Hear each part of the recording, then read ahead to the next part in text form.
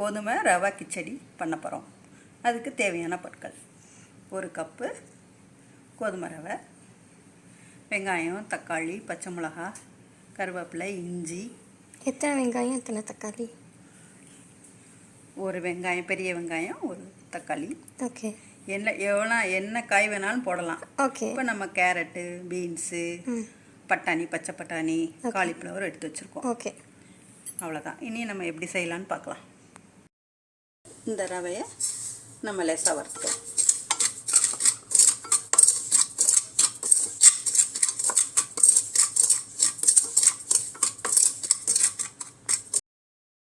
இப்போ நல்லா வறுத்தாச்சு. இப்போ வேற ஒரு பிளேட்டுக்கு மாற்றிக்கலாம். இப்போ நம்ம இது குக்கர்லேயே தான் பண்ண போகிறோம். குக்கர்லேயே பண்ணால் ஈஸியாக பண்ணிடலாம். இப்போ கொஞ்சம் தேங்காய் எண்ணெய் ஊற்றிக்கலாம்.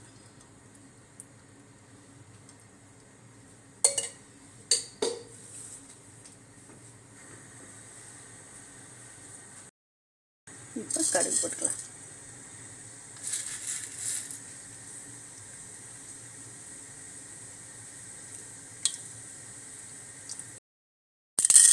கொஞ்சம் கடலைப்பருப்பு, கொஞ்சம் உளுந்தம்பருப்பு,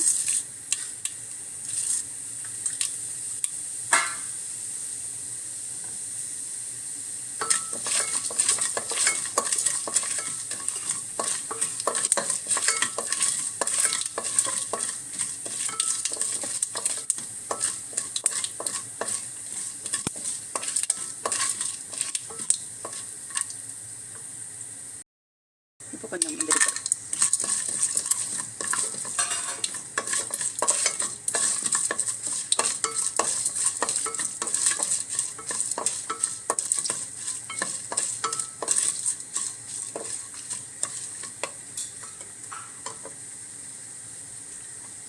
இப்போ இஞ்சி, பச்சை மிளகாய்,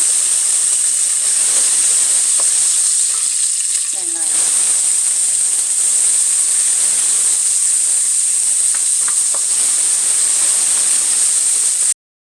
வச்சு இப்போ தக்காளி போட்டுக்கலாம்.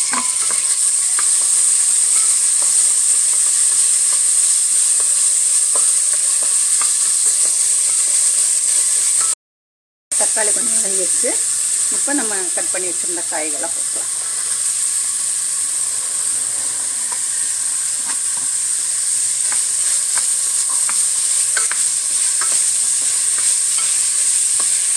இதை நல்லா கொஞ்சம் வதக்கிட்டு அப்புறம் தண்ணி, ஒரு கப்பு ரவை வச்சுருக்கோம். அதுக்கு 3 கப்பு இல்லை 3.5 கப்பு ஊற்றினா நல்லா வந்துடும்.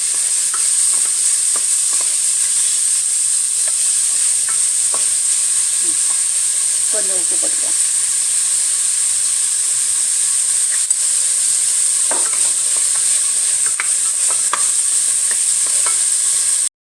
கொஞ்சம் மஞ்சப்பொடி, கொஞ்சம் தனி மிளகாய் பொடி.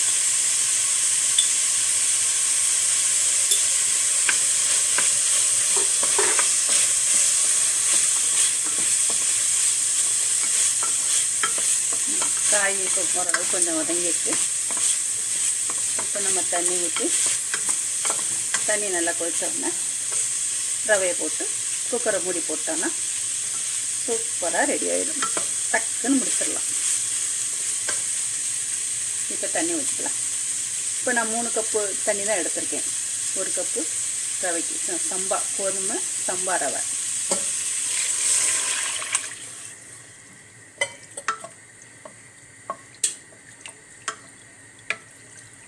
தண்ணி கொதிச்சோடனே அப்புறம் ரவையை போட்டு கிண்டிட்டு மூடி போட்டுக்கலாம். இப்போ தண்ணி நல்லா கொதிச்சிருச்சு. இப்போ நம்ம ரவையை போட்டுக்கலாம்.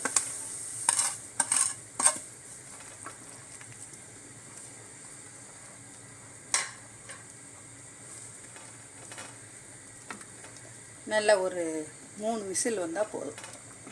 நல்லா பொழு பொழுன்னு நல்லா வந்துடும்.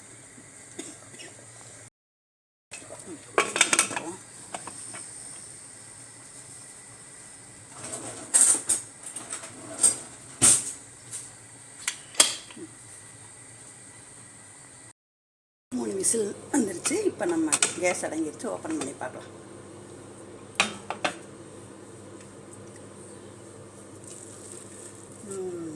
நல்லா வந்துடுச்சு, பொழு பொழுன்னு ஆயிடுச்சு. இப்போ நம்ம ஒரே ஒரு ஸ்பூன் அப்படியே நெய் அப்படி தூக்கினாப்பில் ஊற்றிட்டு கொத்தமல்லி போட்டு ஒரு கிளறி எடுத்துட்டா சுவையான சம்பா கோதுமை ரவை கிச்சடி ரெடி. இது உப்புமா பிடிக்காதவங்க கூட இது சாப்பிடுவாங்க. இது நல்லா டேஸ்டியாக இருக்கும்.